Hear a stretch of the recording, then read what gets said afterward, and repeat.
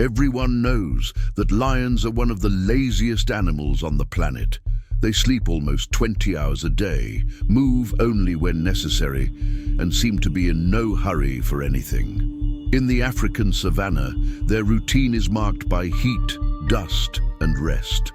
But in the heart of the Serengeti, something happened that forever changed what scientists thought they knew about the king of the jungle.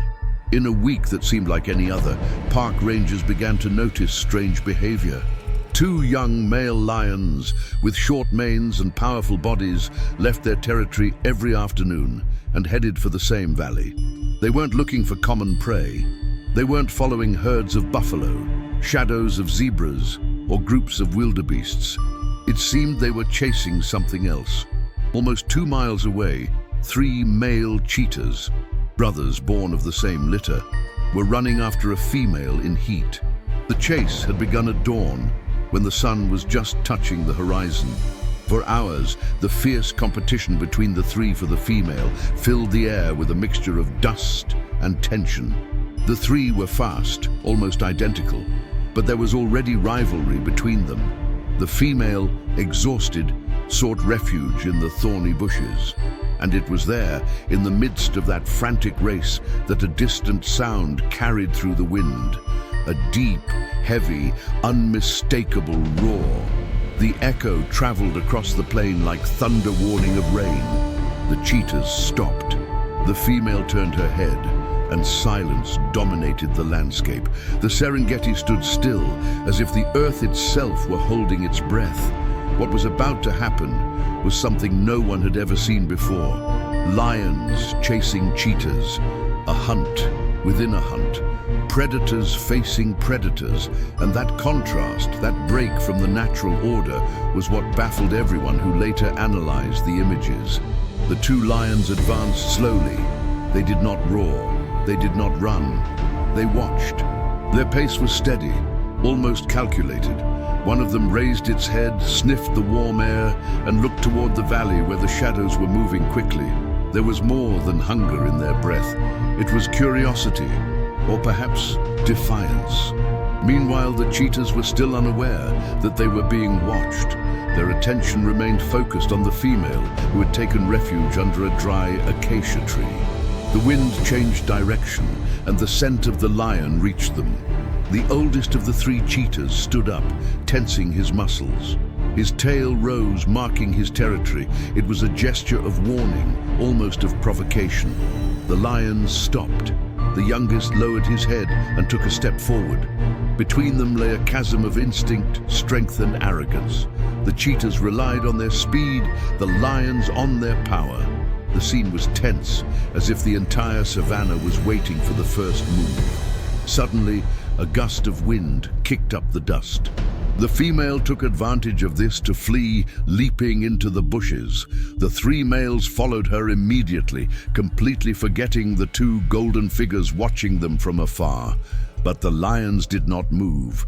One of them let out a short, sharp roar, barely a warning.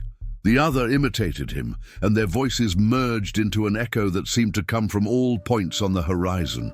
That afternoon, the park's cameras recorded the beginning of a sequence that would later perplex biologists and specialists.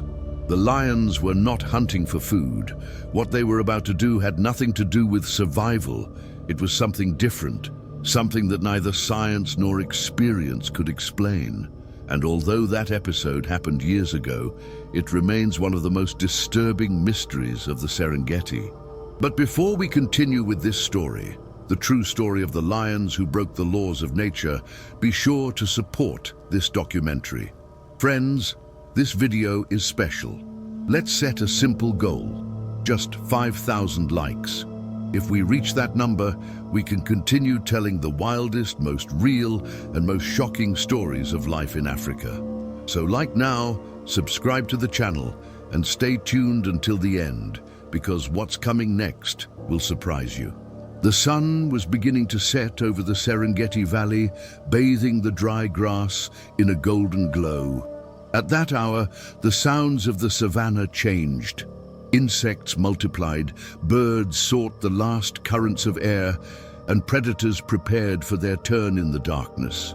The three cheetahs followed the female's escape without looking back, unaware that they were being watched by two shadows moving with the calmness of those who fear nothing. The lions advanced behind them, unhurried, measuring each step. Their bodies glistened with sweat from the heat, but their eyes did not blink. They knew that the distance would close sooner or later. The female, desperate, took refuge among a group of dry bushes, panting. Her legs trembled and her chest rose and fell rapidly. She couldn't take it anymore. The three brothers approached, still excited, their muscles tense and their fangs bared. They weren't looking for food. Desire had turned them into rivals. Two of them began to surround her, while the third watched with a low growl, impatient for his turn. The tension was so intense that not even the buzzing of insects could be heard. Everything was suspended, waiting for the spark. It was then that one of the lions poked his head out of the tall grass, his gaze fixed on the group of cheetahs. He did not roar or bare his teeth. He just watched. The second lion stayed a few meters behind, covered by the shadow of a twisted tree. There were no signals between them. They were not necessary. Silence was their language. One of the cheetahs, the youngest, looked up. For a second, the eyes of the world's fastest feline met those of the most powerful hunter. Neither moved.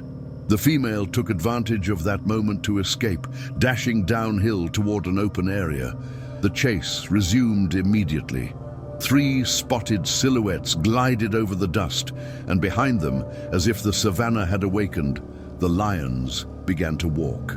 Their gait was slow, almost ritualistic. They did not run. They advanced with the certainty that their destination was already decided. The wind carried the smell of fear and sweat, mixed with that of hot earth. It was the prelude to something that humans rarely witness. As they descended into the valley, the lions quickened their pace. It was not a race, but an inevitable march. The cheetahs scattered briefly, trying to confuse the female, but the confusion exposed them. One stumbled among the dry branches, another changed direction too late. The largest one kept going, unaware that shadows were closing in on him. When he looked back, the first lion was already less than 50 meters away. It was only a moment, but it was enough to understand that something was wrong. Lions don't hunt other cats, not like this. The roar came without warning. It was short, but deep enough to make the air vibrate. The cheetahs stopped dead in their tracks. The female, terrified, ran toward a thorny tree and tried to climb it, even though her claws weren't made for that. The males backed away, but one, the most impulsive, remained facing the lion. He did not attack, he did not flee.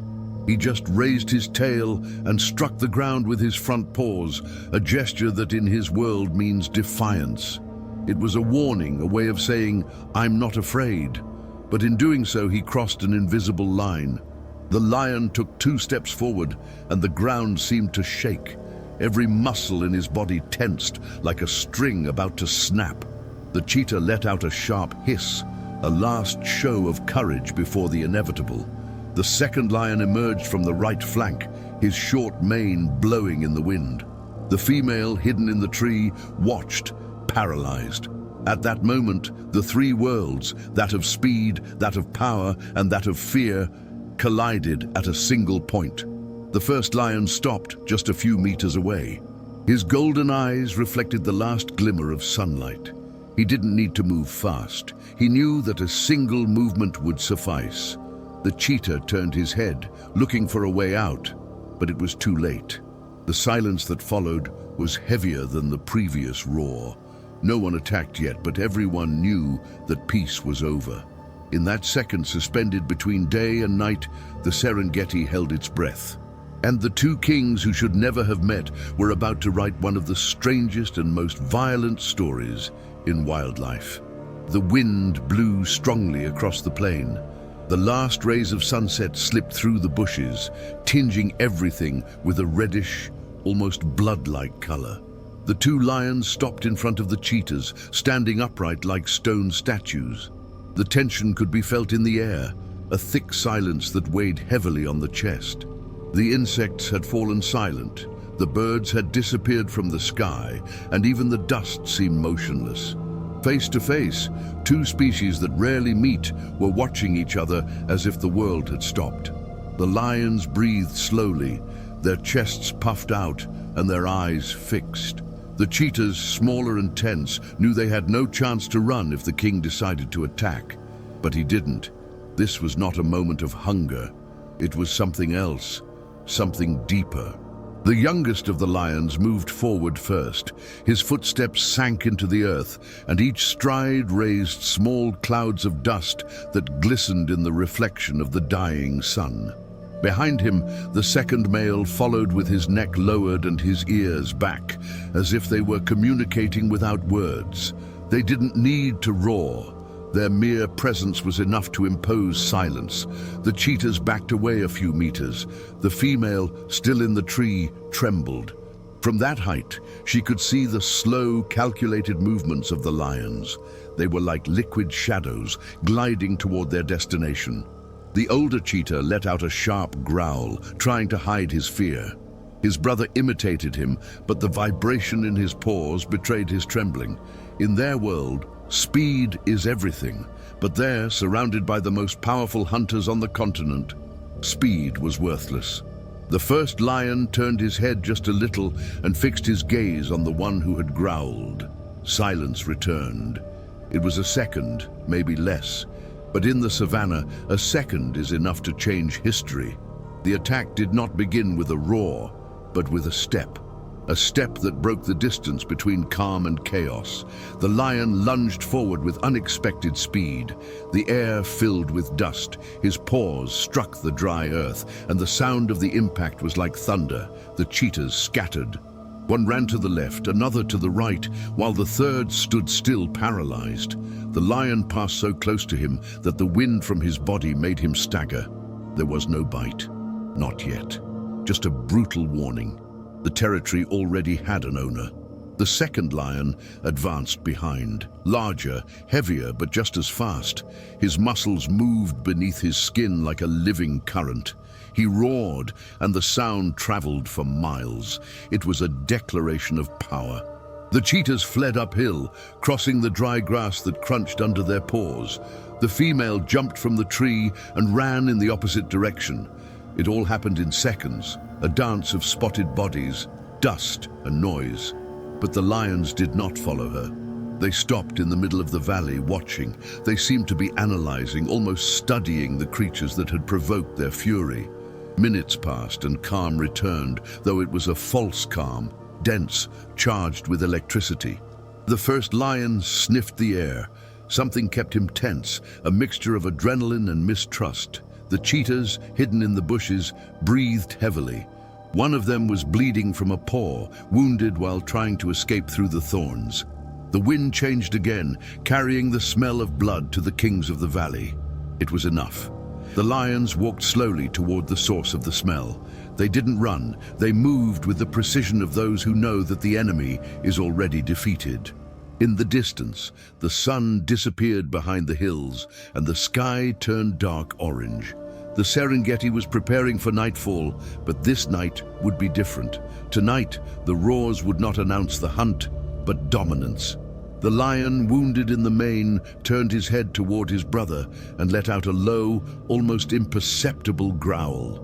The other responded with a flick of his tail in the air. It was a signal. The second chase was about to begin. In the bushes, the cheetahs moved, trying to reorganize, unaware that their every step was being heard. From a distance, the lion's golden eyes glowed like embers in the darkness. That night, the savannah did not sleep. The lion's roars mingled with the distant screeches of hyenas and the sound of the wind in the tall grass. From their vehicles, the park rangers watched through binoculars what they thought impossible. Two young, strong lions were not hunting out of hunger.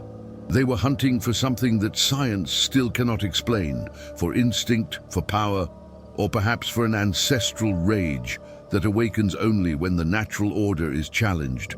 The entire valley, a silent witness, seemed to understand that something greater than life was happening. And that night, for the first time in many years, the Serengeti bowed before the fury of the kings. The night advanced slowly over the Serengeti. A thin moon rose between the clouds, casting long shadows on the dry grass. Crickets filled the air with their constant buzzing, and in the distance, the echoes of hyenas laughing in the darkness could be heard. But in that valley, the dominant sound was another, the heavy breathing of two lions that did not sleep. Their silhouettes, barely visible in the pale light, moved among the bushes with a serene, almost ritualistic rhythm. They seemed to patrol their own kingdom, marking each step with precise intention. The cheetahs, hidden among the bushes, still did not understand what was happening. They were not used to being hunted. They had always been the swift ghosts of the savannah, fleeing and surviving thanks to their speed. But that night, fear entered their blood. The female had been lost in the distance, and the three brothers remained together, panting, covered in dust and sweat. The adrenaline of the day had not yet left them. One of them was bleeding from a wound in his flank, and the other two remained alert, their ears turning toward any noise. The wind changed, bringing with it a scent they recognized immediately. The scent of lions. They were close, very close. The oldest cheetah raised his head and looked out across the open plain. Nothing was moving, but his instinct told him they were being surrounded. His pupils dilated, and a low growl escaped his throat. His brothers imitated him, tense, their fur bristling. At that moment, a deep roar tore through the silence. It was not a hunting roar, nor a warning. It was a roar of dominance, a message that left no room for doubt. You do not belong here. The roar traveled across the fields and echoed off the hills. The cheetahs cowered, pressing their bodies against the ground. One of them, the youngest, couldn't withstand the tension. He got up, turned toward the darkness, and ran. His legs moved with the speed of fear, not pride. The lions didn't move, they just listened. Every crack of a branch, every breath in the distance told them exactly where their prey was. The first lion took a step, then another. The grass parted under his weight. His eyes glowed with a golden flash as he advanced without making a sound. The second followed, moving parallel, forming an invisible semicircle around the cheetahs.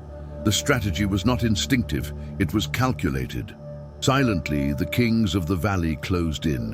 One of the cheetahs turned its head back and saw a shadow moving. It hissed, crouched down, and bared its fangs. In the language of felines, this was a warning, a way of saying, "Don't come any closer." But for the lion, it was a challenge. The largest one stopped, watched him for a few seconds, and then roared so loudly that the ground seemed to vibrate. The cheetahs backed away, stumbling over each other. The roar was repeated, longer, deeper. It was the sound of absolute power. Suddenly, a flash. The younger cheetah, the one that had fled before, reappeared running from the left. He was not alone. He had blood on his paw and a crazed look in his eyes. He had tried to escape, but something forced him to return. Perhaps the instinct not to leave his brothers behind. It was his final mistake. Seeing him, the second lion turned his head and lunged. The chase lasted only a few seconds, but the impact resounded like thunder. The cheetah's body rolled across the dry earth, raising a thick cloud of dust. A sharp scream pierced the night, and silence returned immediately. The lion stood still over his victim, panting. He did not kill her right away. He just held her down with a powerful paw, watching as the other cheetah tried to approach, not knowing what to do. The second lion joined his brother, and for the first time in hours, the two roared in unison. Their voices mingled with the echo of the night, silencing the hyenas and driving away the night birds. The surviving cheetahs retreated a few meters. The sand beneath their paws was stained with fresh blood. They did not understand why the lions were attacking them. There was no carrion, no direct competition, no hunger. It was something else. It was a lesson, a warning. The lions were not looking for food, they were looking for respect. In the distance, the air stirred again. The smell of death hung in the branches, and the kings returned to the shadows, leaving behind the motionless body of the fallen cheetah. The brothers, still trembling, approached slowly, not daring to touch it. There was fear in their eyes, but also something else. A silent understanding that the order of the savannah had just changed. That night, power did not belong to speed. It belonged to strength. And the echo of that roar would continue to reverberate in the valley for many years to come. Dawn came without birdsong. The Serengeti awoke in silence, as if the earth feared to remember what had happened during the night. The mist crept over the dry grass, covering the traces of the battle. In the center of the valley, the body of the fallen cheetah lay motionless, covered in dust and surrounded by footprints. A few meters away, the two lions rested under an acacia tree, watching the horizon with the calm of those who have already imposed their law. Their bodies still breathed heavily, and each exhalation raised small clouds of golden dust. There was no pride or guilt in their eyes, only the wild stillness of the true kings of the valley. In the distance, the two surviving cheetahs remained hidden. The night had left them trembling, their muscles tense and their pupils dilated. They had not slept. From their hiding place, they could see the silhouettes of the lions, still serene, like guardians of an invisible border.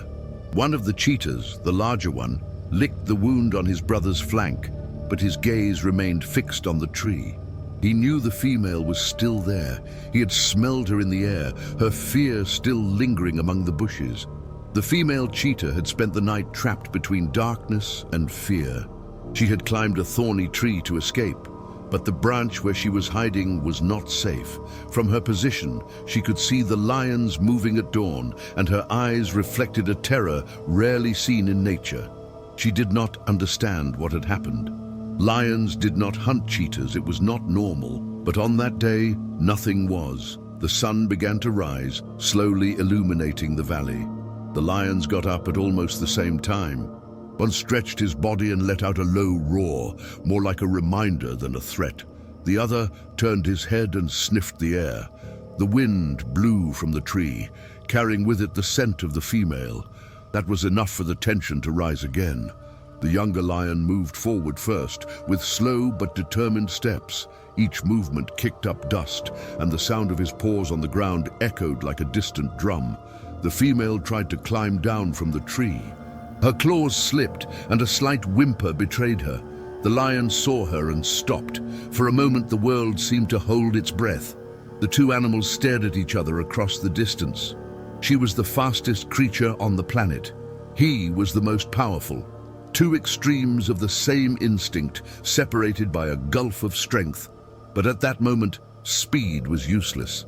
The distance was short, and fear had paralyzed her. The lion leaped forward. The noise was sharp, like thunder breaking the calm.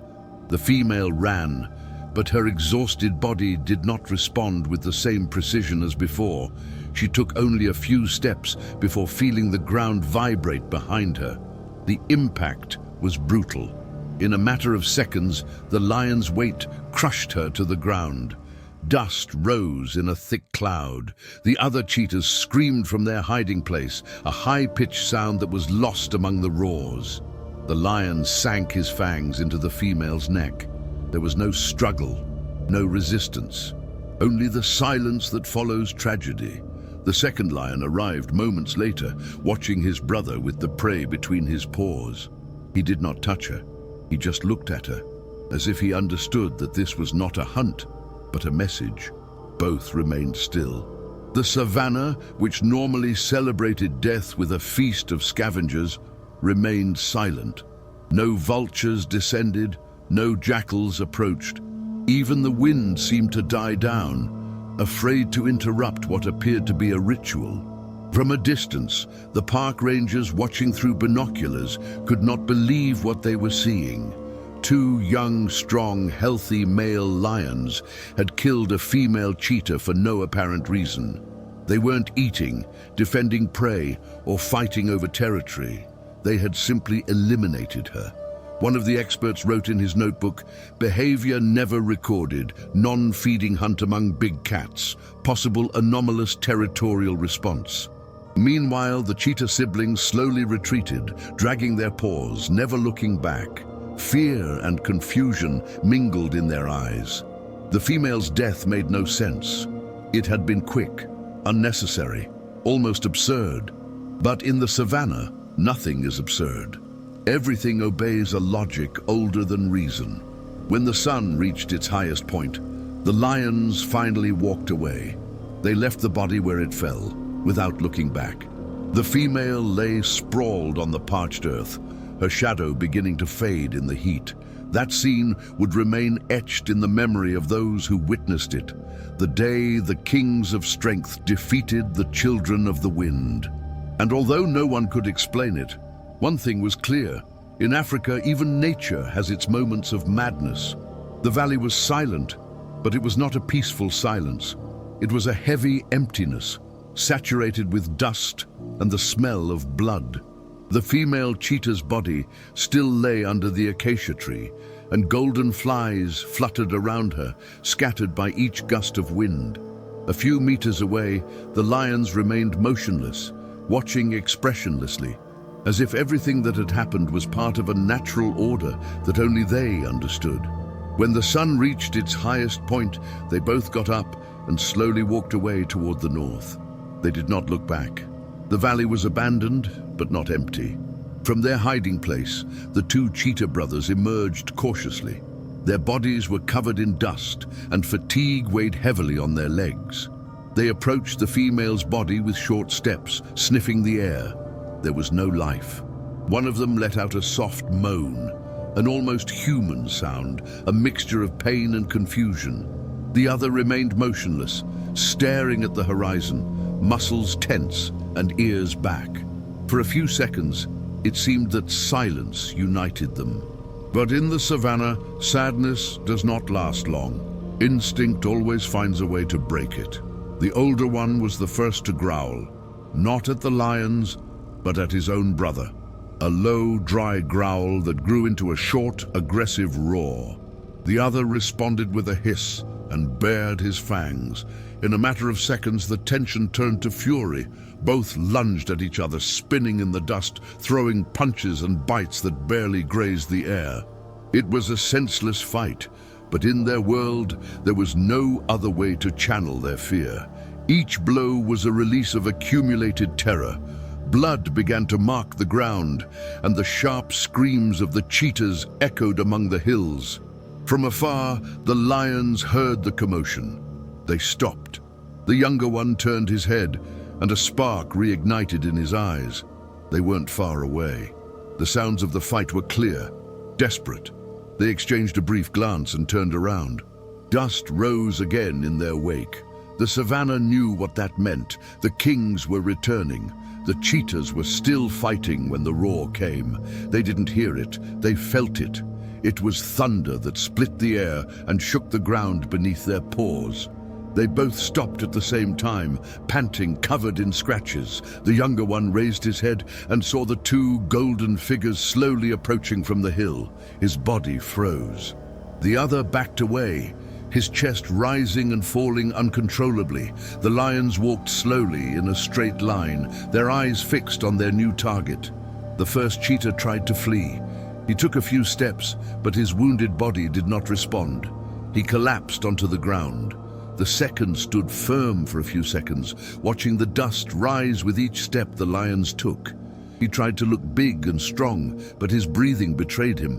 When the first lion roared, the sound was so intense that the birds fled the valley. The cheetah took a step back, then another, until fear overwhelmed it, and it began to run. The lion followed.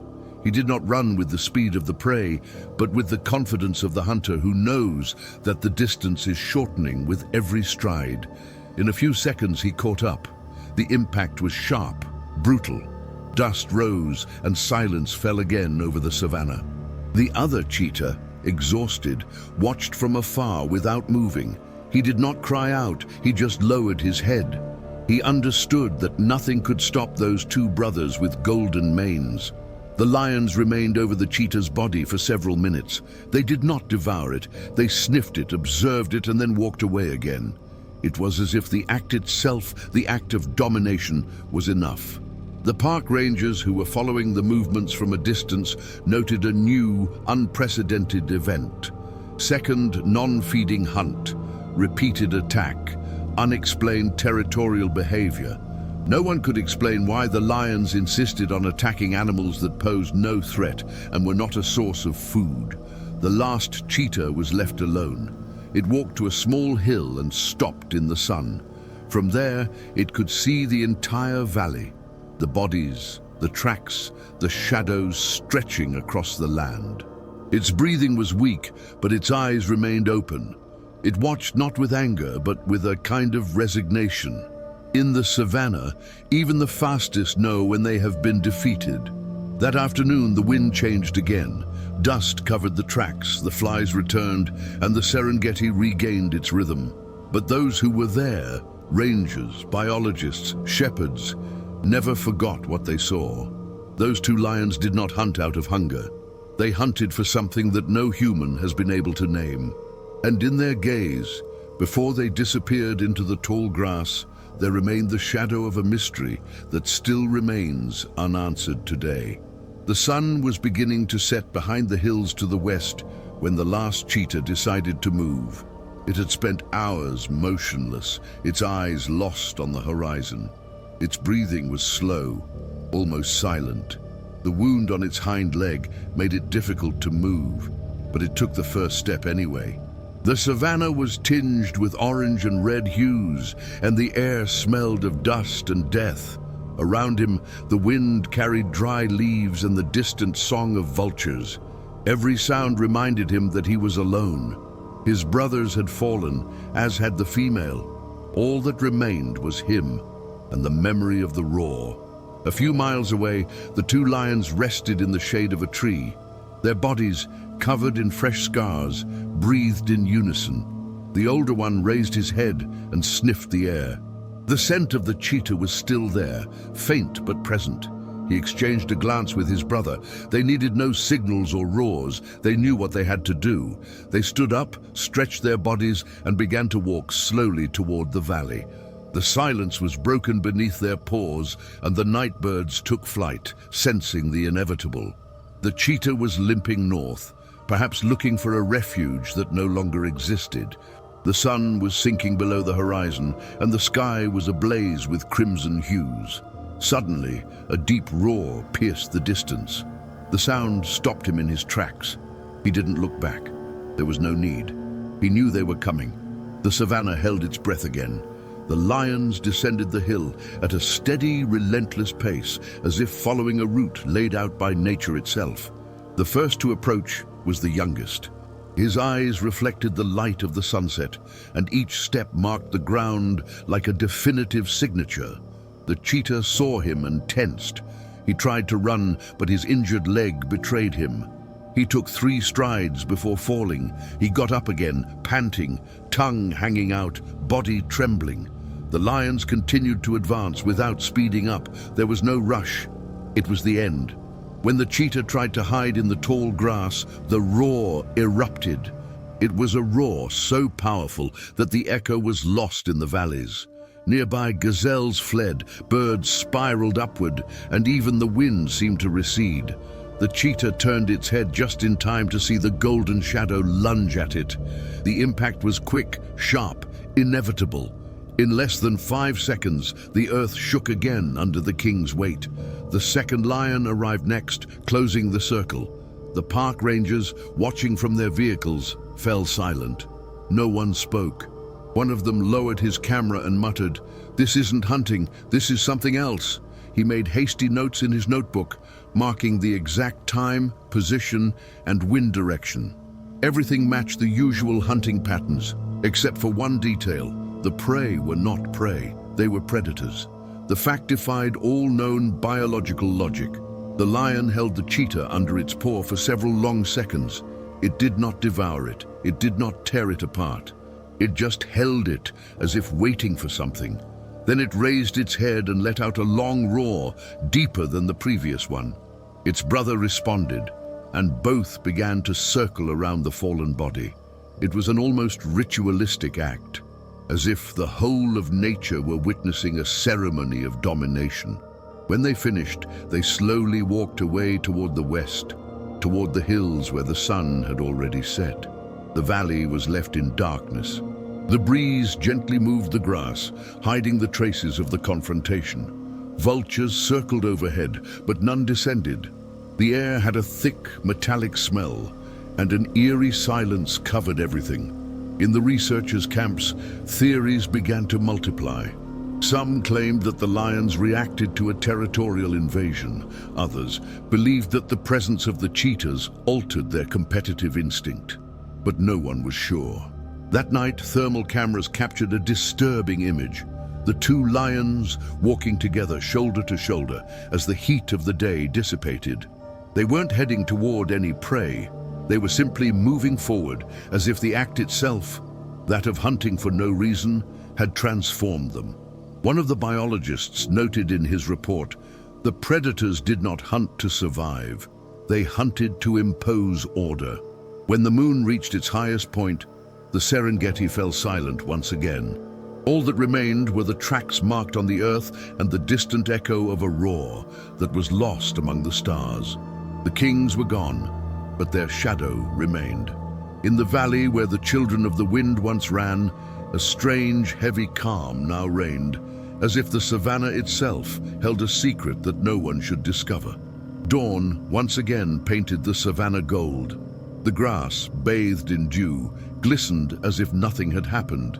But those who had been there knew the truth, that valley was no longer the same. The footprints on the ground, the traces of dried blood, and the silence of the scavengers told a different story, a story that even today, no one can explain. The two lions disappeared during the night. The park rangers followed their trail to the hills, but found nothing beyond the river. It was as if the earth had swallowed them up. However, what they left behind was enough to defy all understanding. In the days that followed, researchers scoured the valley again and again. They found the cheetahs' bodies intact. Neither had been devoured. Neither showed signs of feeding, only clean, precise wounds from a direct attack. The lions had not hunted for food. They had hunted for another reason, one that scientists still cannot decipher. Some suggested it was an extreme territorial reaction, a response to the stress caused by prey scarcity. Others proposed that the lions, young and on the rise, were trying to eliminate competitors. But most agreed on one point. Nothing like this had ever been seen before.